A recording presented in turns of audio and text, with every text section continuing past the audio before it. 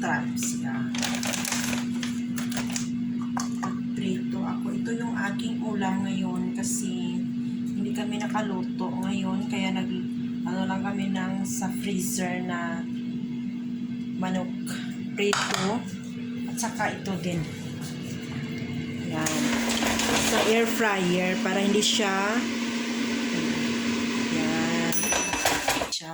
masyadong maraming mantika pag sa air fryer siya niluluto. Kaya dito namin niluluto. Pero kung gusto mo talaga na yung sa stove, tapos mantika yung iprito, pwede din. Pero mas gusto nila yung less yung mantika, yung oil. Kaya deep fryer na to. Tignan nyo. Hindi siya masyadong mantika. Yan. Hindi pa siya luto, medyo half cook. Ilagay natin ng 3. Yan.